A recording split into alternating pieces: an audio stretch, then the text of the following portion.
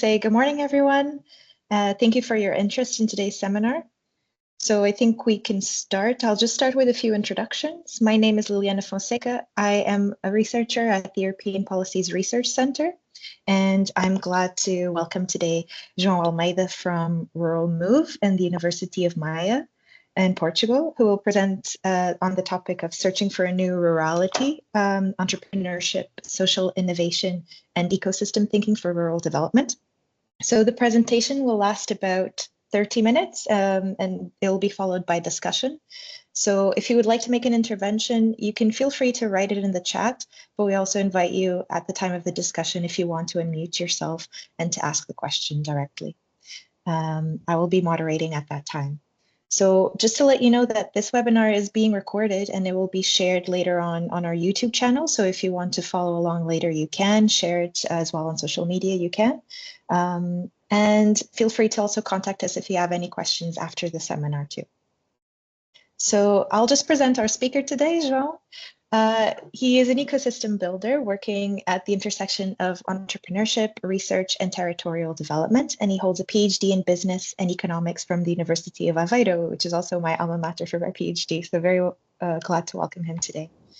He conducts research on entrepreneurial ecosystems in rural and low-density territories, and he is presently an assistant professor at the University of Maia, where he teaches entrepreneurship, innovation, and strategy. So beyond academia, he is also the co-founder and coordinator of Rural Move, a nonprofit association dedicated to repopulation, investment, and socioeconomic dynamization of rural territories in Portugal, which he'll talk about a little bit more in his presentation. And he also works as a consultant and trainer in social innovation projects and serves on several advisory boards related to entrepreneurship, social innovation, agriculture, and rural development. So I'm sure this is a very useful topic to all of us today. And I'd like to then welcome João again. And if you can share your slide. Thank you. If you see me looking to the side, it's because I have some students listening live. Yeah, thank you for the invitation. I will share my screen here. Okay. Can you see the presentation, right? Yes. Yes. Okay. So thank you. Thank you for the presentation also. As Liliana said, so I'm from Portugal. I'm in this intersection between theory and practice. I'm an assistant professor. I'm also social entrepreneur in Rural Move. And actually today I will divide my presentation in three main blocks. So first, a little bit about the context of European and Portuguese rural areas, the challenges, the opportunities, and my interpretation of what is the new rurality. Then the second block, a little bit about the entrepreneurial ecosystems. I finished my PhD thesis last year about entrepreneurial ecosystems in rural areas, and the importance of entrepreneurship innovation in rural areas and what should we do to adapt these strategies. And finally, I will talk a little bit about the Rural Movement as a social innovation project in a rural area. So, first of all, I mean, the context is that in Europe we have a lot of rural areas. 83% of the land, but only 30% of the population. Of course, this brings some challenges, but also some opportunities. We are talking about the opportunities and challenges in agriculture. For example, last year was launched the report on the generation renewal, because there is a big issue of the aging of the average age of agriculture in the agricultural sector. So probably most of you already are familiar with some of these challenges and opportunities. In Portugal, the picture is mostly the same. So 80% the territory is predominantly rural areas. 80% of 80% of the people live in urban areas, so in these white zones. And worse than that is that most of the municipalities are losing population. In the last few years, Portugal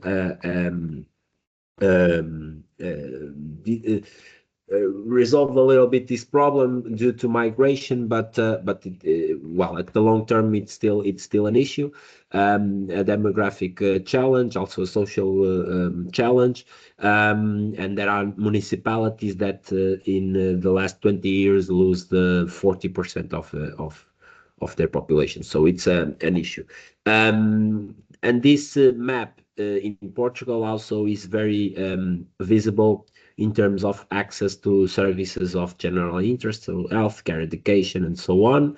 Also in the purchase power per capita, and of course, as I said, in the population variation. So in Portugal, we have a concentration in the metropolitan areas of Porto and Lisbon, and then some highlands, some district capitals that are able to emerge from this negative trends.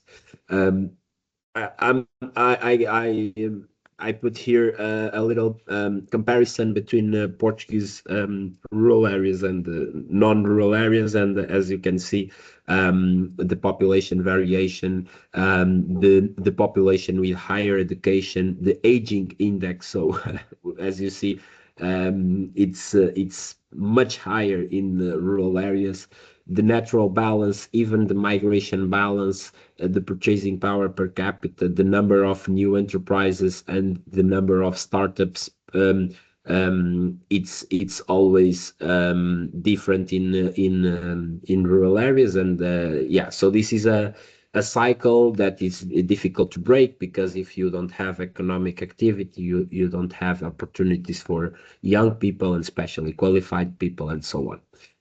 So these are some of the pictures that are causes and consequences of all of this: an aging population, abandonment of the land, and in Portugal specifically, we have huge issue with forest fires. Of course, that they have multiple causes, but one of the causes is the abandonment of the land and the non-use of the land. And yeah, so this is a cause and consequence of all of this. But I'm optimistic per nature, so there are a lot of opportunities in rural areas. The digitalization, the green economy, the social economy, the increasing concerns with health and well-being, the increasing concerns with the sustainability, the remote working, the new working trends also. So there are a lot of opportunities that these territories can explore. I share here, and then I can put it in the chat. I published a paper on post-pandemic opportunities for low density territories with case studies in Portugal. So yeah, and for me, this is the definition of or what we call in Rural Move new rurality. So to look to rural areas with an optimistic view, to think of rural areas as spaces of opportunities where people can live, work, study, and yeah. So we are proposing this renewed rurality where agriculture, forestry, but also other sectors can innovate and can bring opportunities for people that live in rural areas. So rural space is an imagined space sometimes, is an utopian space sometimes. We know that many people have this dream of living in a farm and have animals, and this sometimes helps in some ways, but also puts some barriers in other ways. It's consumed space many times by people from the cities. It's also a transactional space sometimes because, okay, people go on the weekend, people buy products from rural areas or so on. And most important is increasingly a multifunctional space. So a space where people live, but also a space that people want to visit, that people want to have economic activity, but at the same time have peace of mind and have a good landscape to watch and so on. So it's an increasingly functional space, and an increase and this leads to a lot of competition also to its uses. So this is something that I think it's a discussion point for all of you and that we can discuss after. Rural areas were for a long time producer spaces, so you have here the incredible vineyards of Douro, and it still is a producer space. From in the last years, the last decades, it was a more produced and consumed space, especially in Portugal, due to tourism activity, which is also important for these rural areas. So a lot of people abandoned agriculture and start focusing more on the tourism economy. But my question is it possible that we are in a trend of rural areas becoming a working and living space?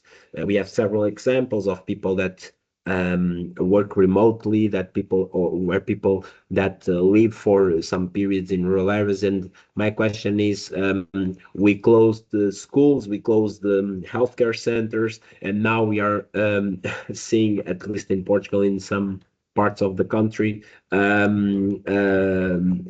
need for these places to open again because people are living again full time in rural areas. And this leads, if we are talking about a place where people work and live, this leads to the question of ecosystems and the need to create ecosystems in rural areas. So an entrepreneurial ecosystem, as in its definition, it's a set of actors and factors that in a given place help entrepreneurs and push entrepreneurial activity in that place.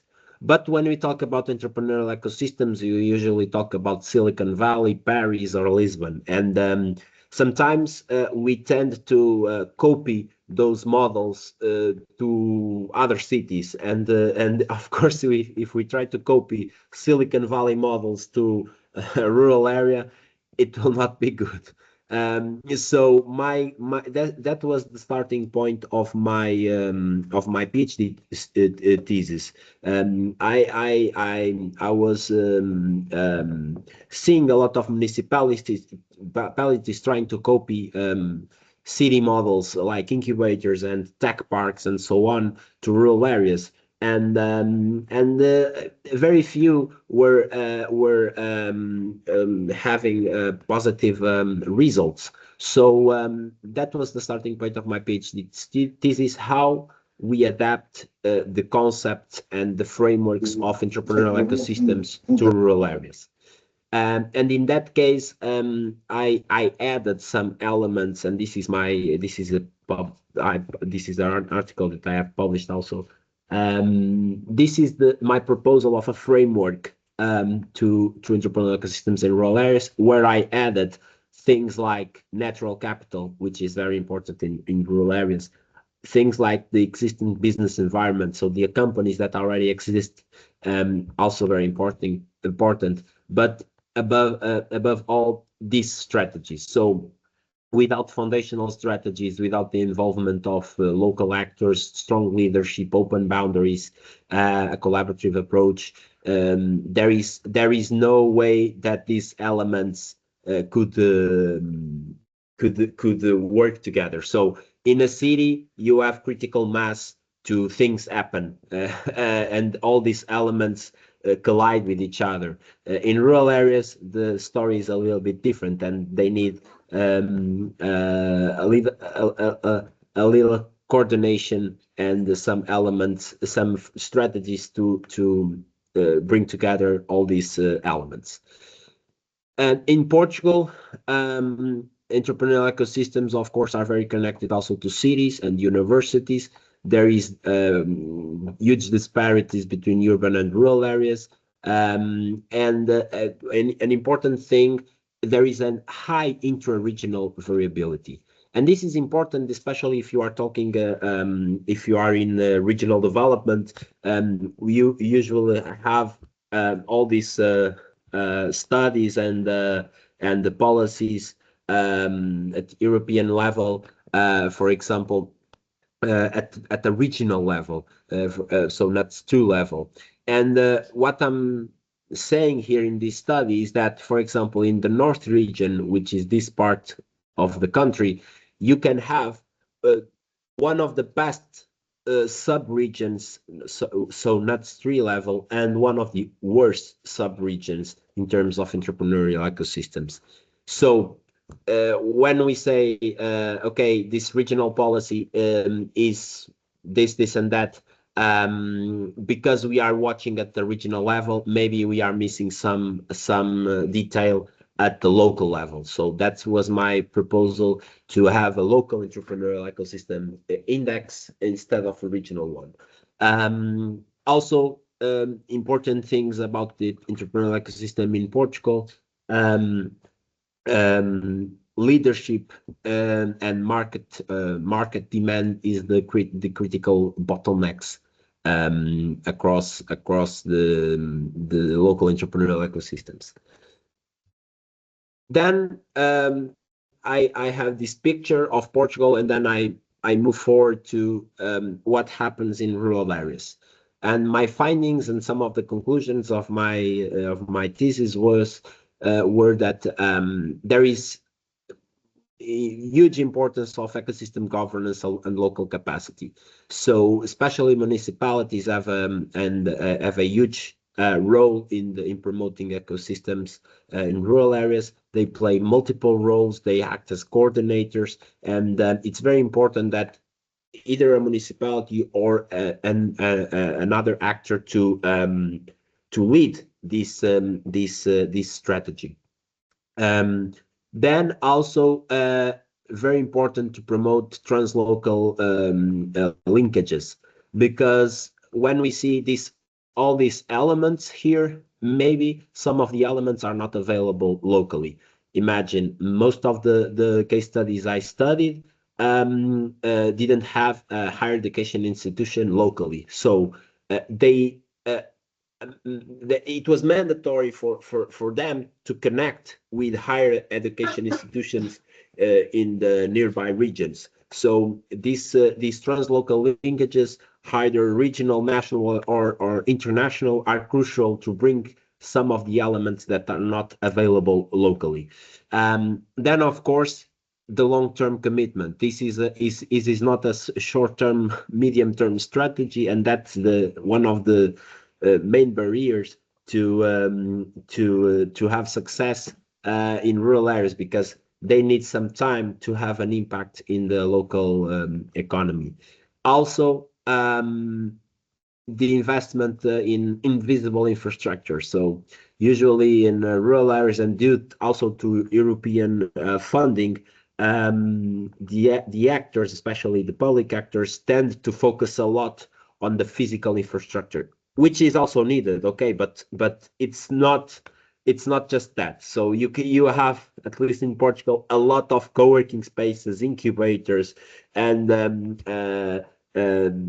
tech parks, industrial zones with a lot of capacity, but then you miss all the invisible infrastructure, the community managers, the people with know-how on entrepreneurship and on bringing these linkages with other networks and so on. So it's very important also to have this, and of course to involve the local actors, the local community, and this is something that was the key to another study that I did in the end of my PhD thesis.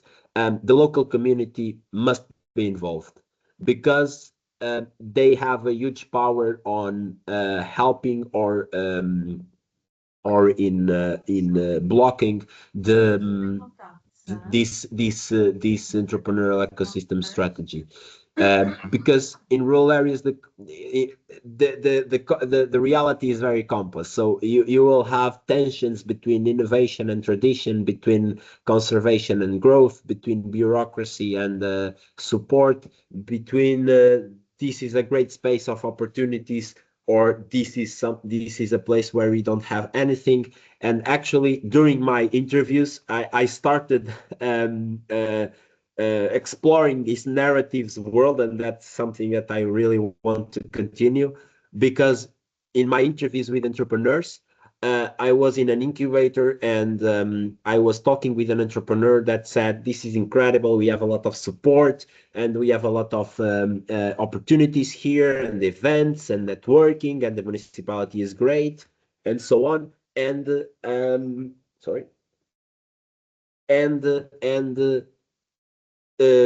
half an hour later, I was talking with another entrepreneur that said exactly the opposite. And I was saying, I was thinking to myself, like, what is happening? So they are in the same incubator, they have the same support by the municipality, and this is a perception issue. This is a narrative issue. So and then one was a migrant, one was local. So I was my key to start exploring this narratives world. So that's what I mean with also invisible infrastructure. We can have a great team, we can have great infrastructure, but if we don't engage the local community, if we don't think about this perception and narrative part, the strategy could not work. I will just bring you briefly a case study. One of the case studies I studied in Portugal, which is the municipality of Fundão. This is their strategy to create a local entrepreneurial ecosystem. So Fundão is a rural area with 26,000 people in close to the border with Spain. And a little bit, I have this study also published, and I can send it to you. This is how they evolved. So it started in the municipality with an innovation plan, with a great vision from the mayor to have this local entrepreneurial ecosystem, and then they start working on education, on attracting IT companies, on creating agro-tech centers, opening co-working spaces, fab labs, networking events, and so on.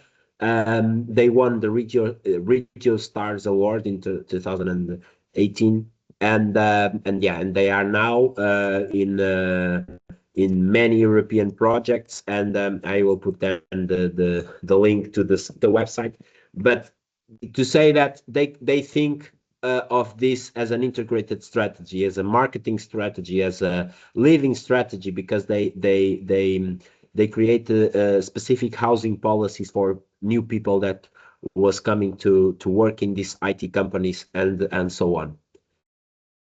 So from this theory and from all of this, during my PhD, I was also creating this NGO, and from theory to practice, in 2020, a group of people during the pandemic start thinking about what can we do for Portuguese rural areas, taking advantages of the opportunities.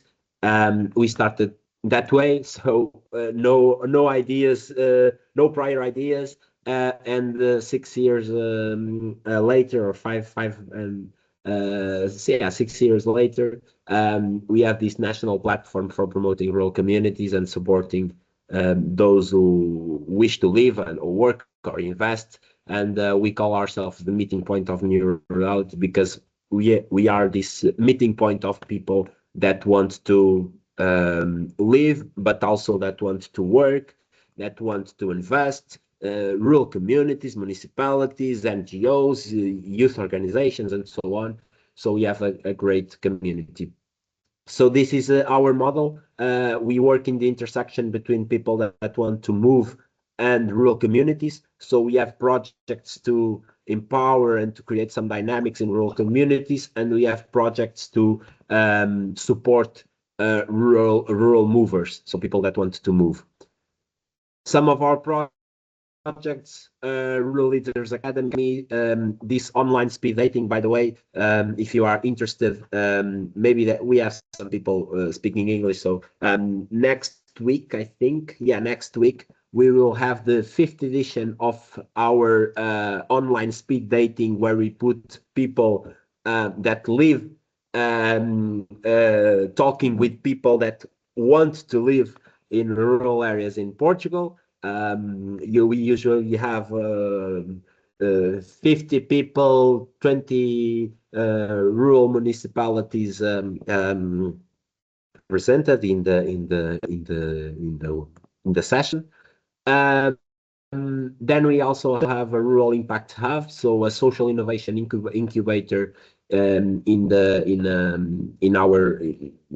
our office. So in Miranda do Douro, it's close to Spain.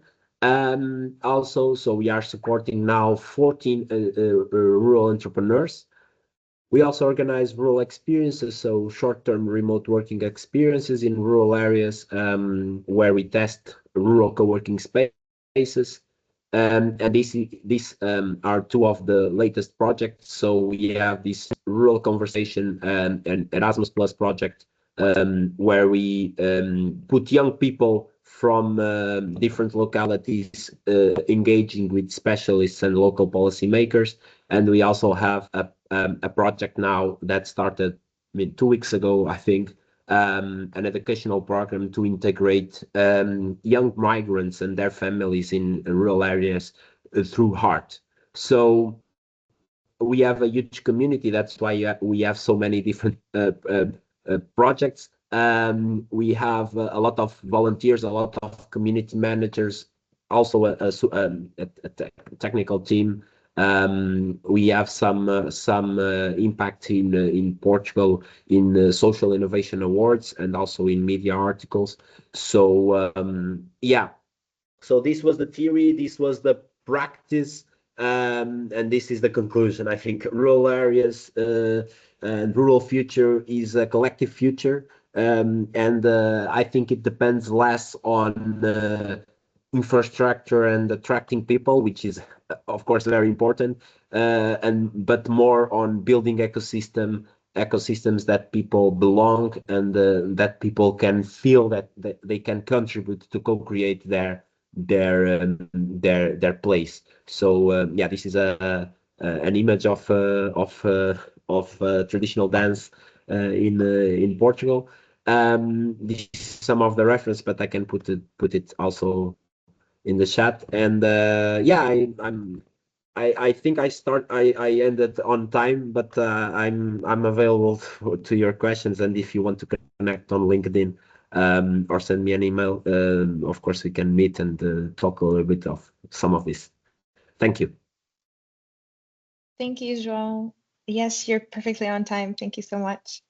I want to invite people then to ask questions. It's the discussion portion of the seminar. To know if anyone already has one.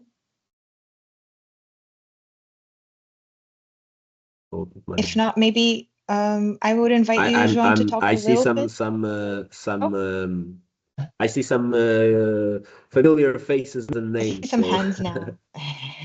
Yeah, I don't know. I think Nuno, you raised your hand first, so I'll give you the floor. Thank you very much. Greetings from Lisbon to all of you. First of all, I would like to greet João and congratulate him for the work he has been doing both domestically with Rural Move and all these studies, and now internationally. In Portugal, I think, and going directly to the topic, I think we are failing in governance and in leadership of this process, and consequently in the involvement of stakeholders. As João told, we have a lot of entrepreneurial areas in many different municipalities, but then we failed in bring the business to this. But João has been one probably, and we follow from the agency the work of João more closely since 2024 when we met in the launching of the evaluation of low density or interior program, the valorization of interior in Coimbra, and João is nowadays, and I don't want to be unfair to other people that are studying this problem. He's probably one of the people that has best addressed the issue of rurality and low density in Portugal. And here I mix this different things, since the demographic challenge to entrepreneurial ecosystems, all the rurality system, let's say. And bring these practical initiatives as in Rural Move. And I think it's very important, just first of all, to bring the people to this process, because people are, we have the political, the mayors that wants the best for their communities, but I think it's a divide here between the territorial instruments, for instance, and then the communities. And I think it's very important, the studies, and I hope to work closely with Rural Move and João in future events, and congratulate him for the work he is doing. Thank you very much. Thank you, Nuno. I will just comment a little bit because what Nuno said is very important. Sometimes municipalities ask us how help me create the sub-strategy, or for example, think on the strategy for a local incubator or a local co-working space. And my first question every time is, did you talk with people that is going to use this space? Because if you don't talk with the people that are using this space, how many remote workers did you talk before creating the co-working space? And usually you know the answer, right? So because they are talking to us, and we are not living there, so most of the time. So engaging the people, I mean, in creating a co-working space or in defining a national strategy is crucial. So thank you, Nuno, for your comment. Thank you, Nuno. Alistair, you have your hand raised. Nice to see you. Hi, hello, Liana. Hello, everyone. Thanks, João, for your presentation. It's very thought-provoking. I'm speaking here from Germany, although the name is British and Spanish. I'm also working currently mostly in research, applied research on all kinds of rural topics. But I'm working on an Interact project where we are trying to also think about, conceptualize rural innovation ecosystems. So that would be my first question. Have you published or have you worked on such kind of conceptualizations, models, whatever we could call it, that we could have a look at and get inspired? And if that is the case, what do you consider the most overlooked aspect of those innovation ecosystems? You talked about the invisible infrastructure, which I can very much, I'd say, confirm. No, these interpersonal, and don't know, we could throw in another buzzword like social capital aspects or whatever, but it's, let's say, this the people factor. How do you manage that? So don't know. Could you elaborate a little bit on that? Yeah, I can share with you. I will put here I think Google Scholar is the more easy way Fabulous. Thank you. to search for my research. But yeah, I've been published mostly on entrepreneurial ecosystems. That was a big question on my PhD topic to go on innovation ecosystems, entrepreneurial ecosystem, because they are very clusters. They are very helix, triple helix, and so quadruple helix. Very interrelated. I went to entrepreneurial ecosystems because I wanted to have more this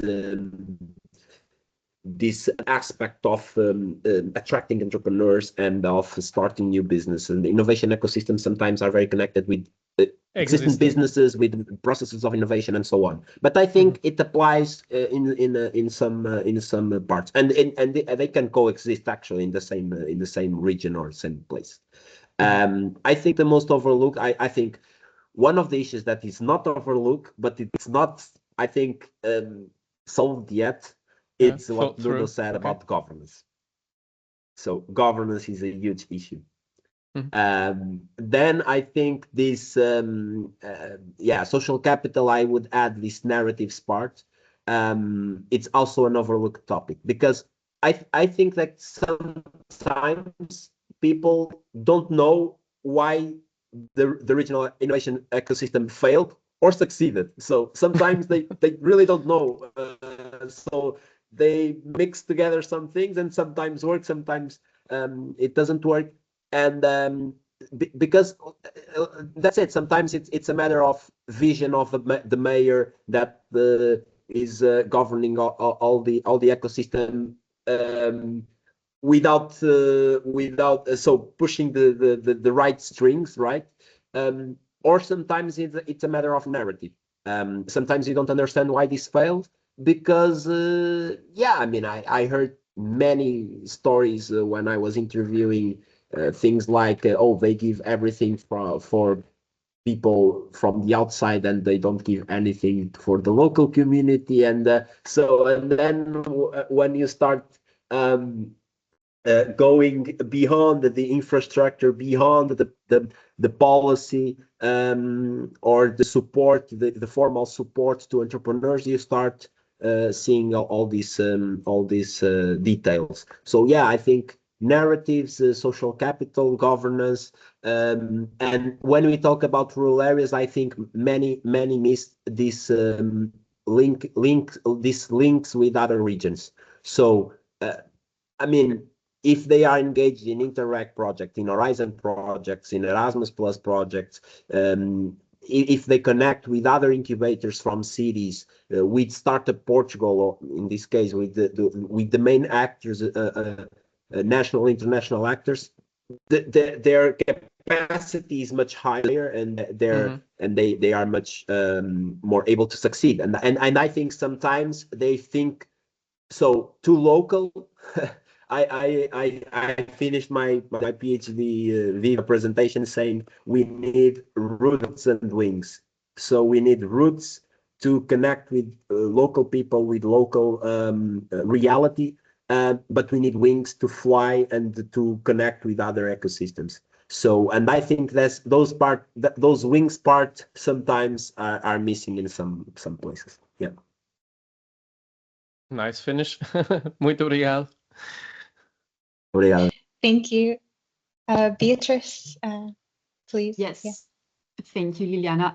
Thank you so much, João, for your presentation. My name is Beatrice. I work for an Interreg project, again, which is called Starting Mountains, actually. And it's all about trying to bring this kind of ecosystems in mountain and rural areas.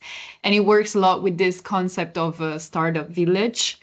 In fact, I decided to just quickly introduce myself because one of our partners is the intermunicipal community of Beiras and the Serra da Estrela region. So in fact, you might have been in touch already with them, or you might know them already. Not sure about it. The project just started very recently, but I mean, we're always looking for inspiration, collaborations, and expertise. So I think I'll be in touch. Maybe I will just quickly share a few resources so that you have the project in your radar. But yeah, the presentation was really inspiring, and I'll be happy to, if it's okay with you, to share it with the project partners and to inform them about your share research. it and contact us, because thank you for your comment. I have one people here, I think, from my team that is living in Beiras and Serra da Estrela in the mountains. So Incredible. yeah, so I don't know if she's here, but I Yes, think I'm so. here. So yeah, we Yes, have some people I'm living here. there. Yeah, so she's here. We have some people living in that region that are part of our NGO. Yeah, so Amazing. Okay, then maybe we'll just connect and yeah, exchange a little bit more about it. Thanks a lot. thank you. That's great to know that the contacts are being made through this. And yeah, Alexandra, Hello, everyone. Good morning to all. Hello, João. Hello. I already know João, not personally, but through some other contacts. I'm not really here to ask a question, but to offer a bit of my experience here in Armamar. I think it's important for you to know as well the perspective of somebody who really rural moved almost 6 years ago. No nets at all. It was a pursuit of a dream. And the challenges are still very big, huge. But what I found in these 5 years was really, as the community is very senior, we don't have a lot of youth. So the minds are very close, and they don't open much to foreigners. It took me almost 5 years to understand the culture and to reach people like it is. And I engaged myself in the senior university locally. I was a student, I was a teacher. I really put out a big effort to communicate with people and to understand where I was living and to offer my services and my knowledge, what I could, to the community. It's not easy, really, here in my region, okay, because people are not too open to these new realities. I can tell you that when we first came, we addressed the municipality and the Junta de Freguesia, which is the local organization, political thing of the villages. The parish council. Yeah, but nobody answered back to me, so they didn't give a shit. Sorry for the word. If somebody new was coming along and if they could contribute to anything at all. So I believe to start building a cooperation mentality is very important, and to start working on our youth. We have here a very important association which is trying to get science to youth and to other population, which is Armasai. I've been in touch with them and working with them as well, as I did with Rural Move, with a conversation that we had here in our village. We have 39 people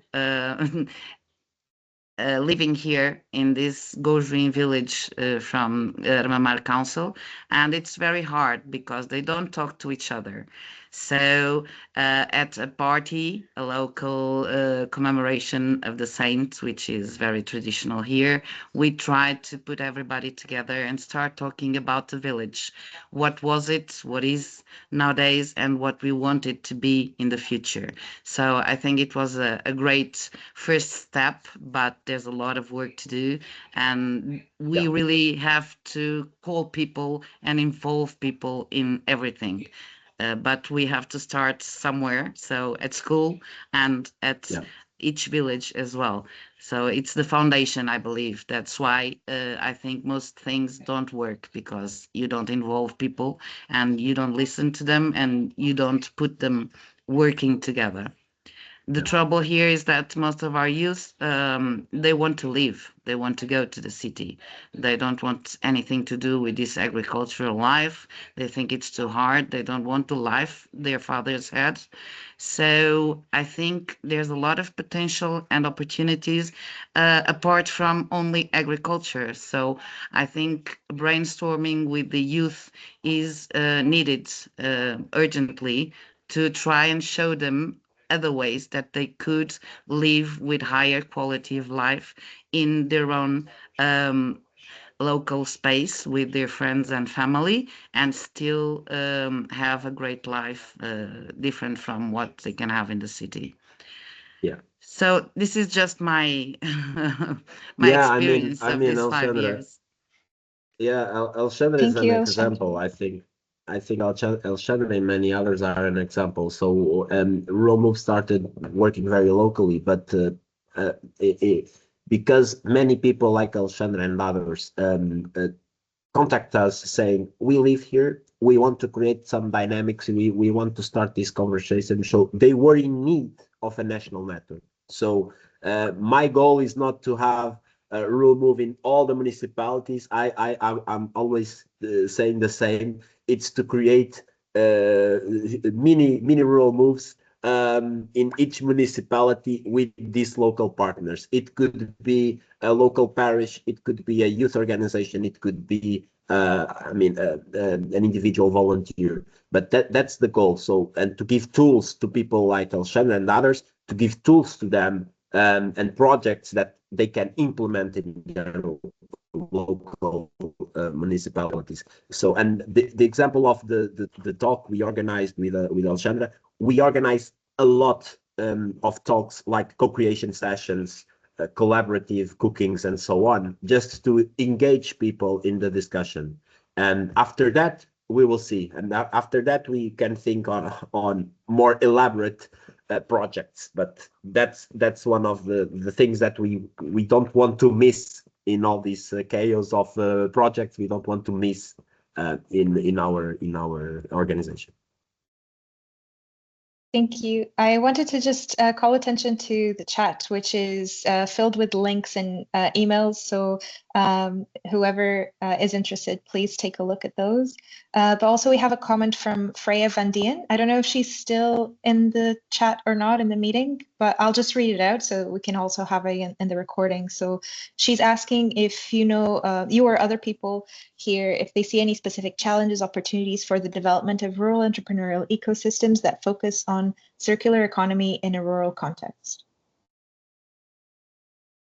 Yeah, I don't know if Freya, I know Freya, I don't know if she wants to comment.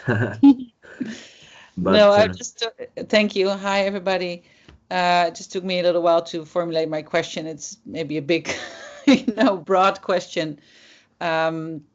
Definitely my area of interest, and to talk about the challenges and opportunities of circular economy, specifically in the rural context, is an area that I'm very interested in. I'm just curious what comes to mind to the people here that have some experience in this area, and really whatever it is that comes to mind would be interesting to hear about. Thank you.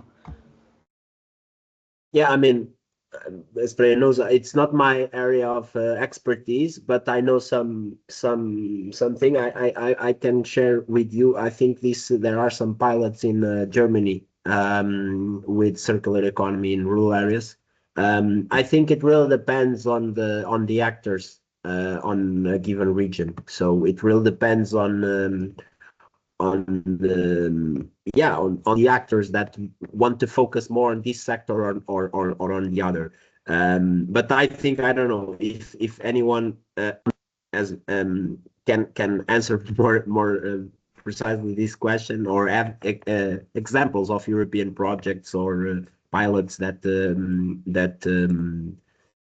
are in this field. I think Freya would love to know, and I would love to know also. I would like to know also. So yeah. Maybe we can leave then people to mull over it. I don't know who is coming into it. Yeah. I can say that we are trying here I'm living near Covilhã, and in the middle of Covilhã and Fundão, and we are trying. There's a cooperative here that's the Converge. I can put it here, the link, and we are trying to do some circular economy with the things that are here, like wood and like the results of the olives, for instance. So yeah, I can put it here, and you can, Freya, you can contact maybe the issue here, and try to. Yeah, Maria, the issue here, I think for many of you that are researchers or policymakers, the issue here is to scale these activities. So the work of Maria and the cooperative is very interesting and very good, but the issue is to scale. How they can scale to more producers, to the regional level, to the and this is an issue that us researchers and policymakers need to focus, because things are happening, okay? There are many things happening in rural areas, but sometimes they are very small and the impact is very local. So, yeah. Thanks for the suggestions, everybody. If anyone thinks of anything else, then you can feel free to put it in the chat as well, or send us an email. We can also disseminate that between all the participants. Bernard, you had your hand up for a while, so please. Thanks, Liliana. Hi, Bernard from Ireland here.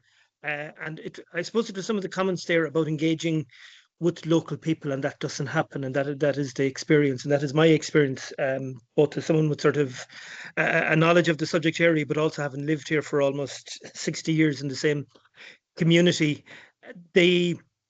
And I'm wondering, is there an issue here about framing? Because we're talking about science and all of this, and unfortunately the term even rural development sometimes has caused more problems, because it's this need that you have a problem that needs to be developed.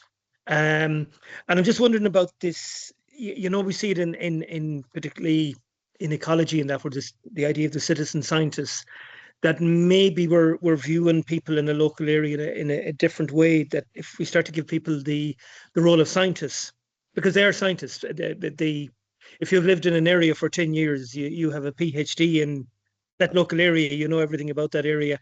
And, a reframing technology allows that to happen now. It is difficult. People won't come to meetings, maybe won't get involved in projects.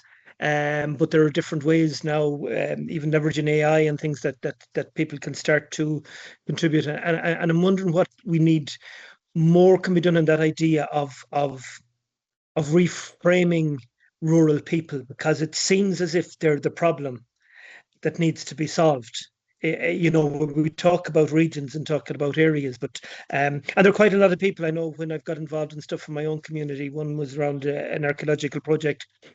We had 2 or 3 archaeologists living in a small rural community that we didn't know.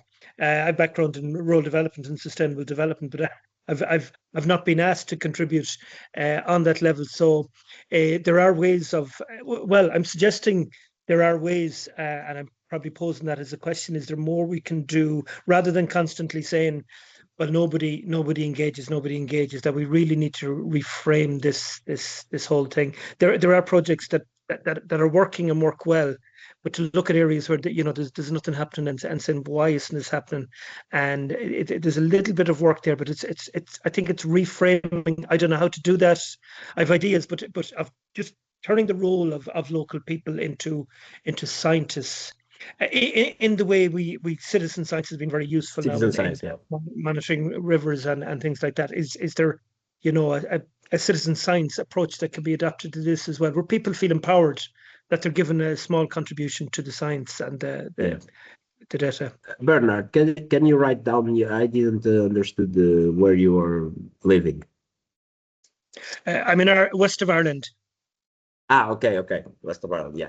I mean, and also to connect with the question from Alistair, I mean, and then Nuno, engaging local people is very important, as we said, but local people also include new residents and people that want to move there, or people that people that live temporarily, for example, 1 or 3 or 2 months, or people that were born there but are living abroad.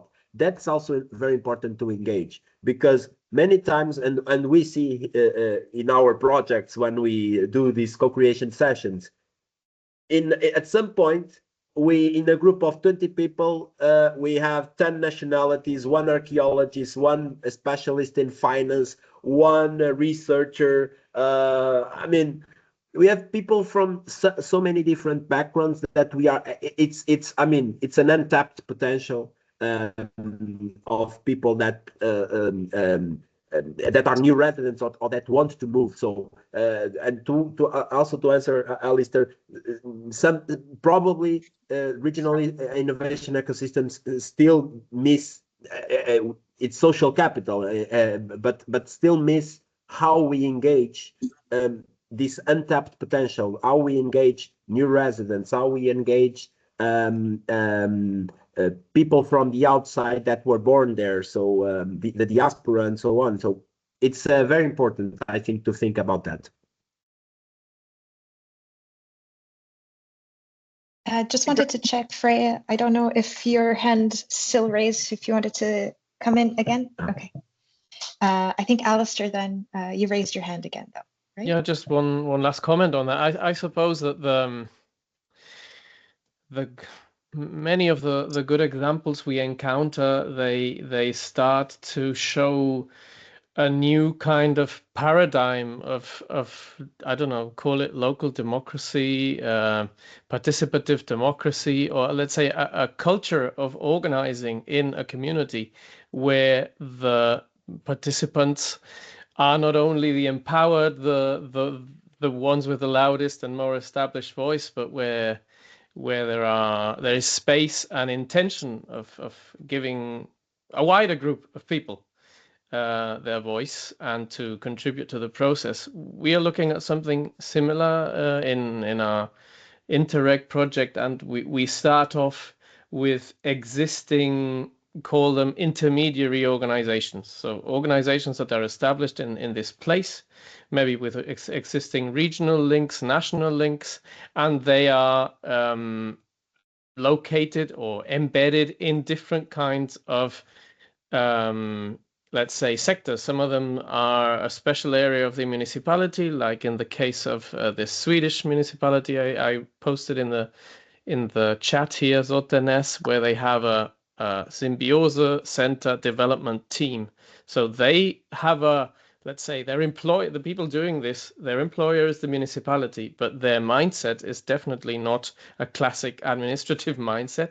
They are working towards including more people into the loop and trying to, that's something I found very interesting with a comment of João. What's the difference between an entrepreneurship ecosystem and an innovation?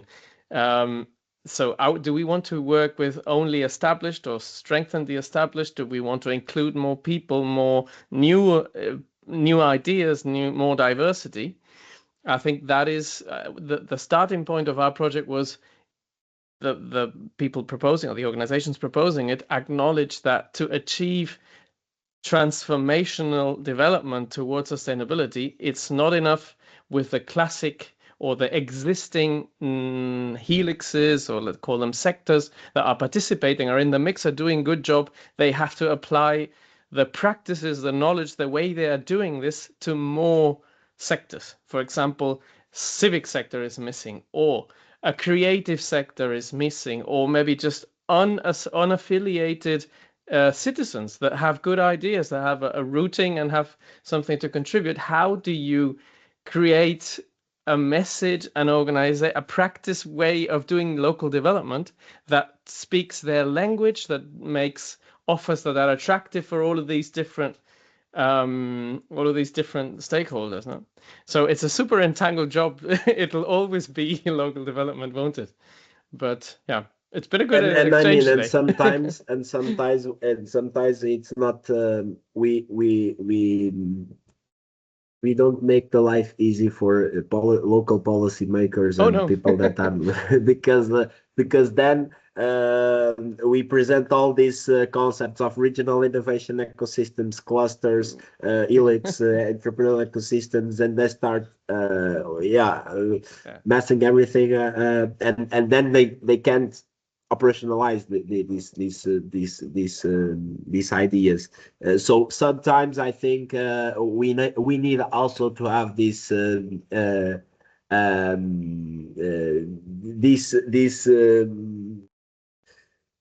we need also to think about the science communication. Oh, definitely. I think the idea of narrative is very good there.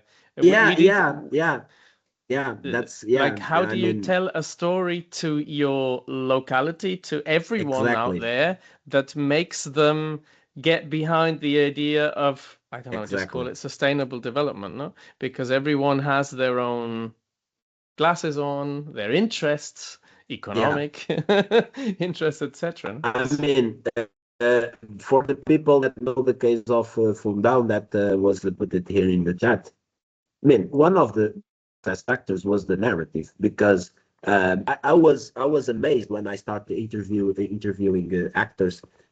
If you talk to the mayor or to the local entrepreneur, they are totally aligned. This is what we want for territories. This is the strategy. This is the vision. But this is something that the mayor start inspiring its team, and that the team inspired the entrepreneurs and inspired the business association, the school. And if you talk to different people in the municipality, they all have this. Yeah, we want to. I mean, the mayor in 2011, before this entrepreneurial ecosystems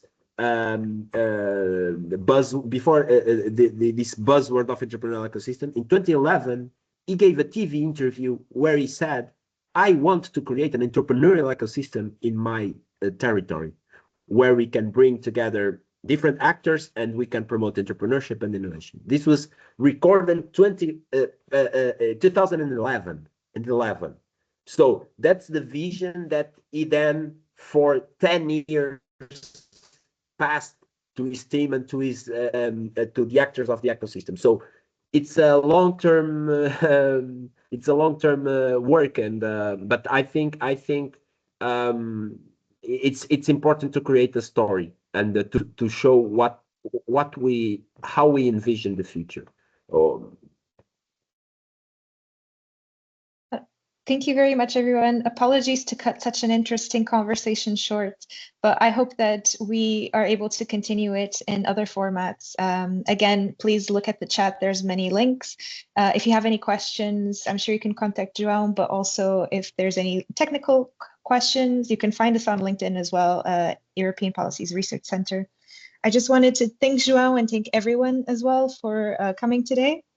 And if you are interested, our second webinar of this series will be on the 18th of March with Liam Sides from Oxford Economics. He will present on the key economic challenges facing European cities in 2026. So if you would like to be a part of our mailing list, just let us know. Feel free to contact my colleague Marina Murray that is in the chat. And I hope you have a rest of a good week. Thank you again. I'll see you. Thank you so much. Thank you. Bye-bye. Thank you. Bye.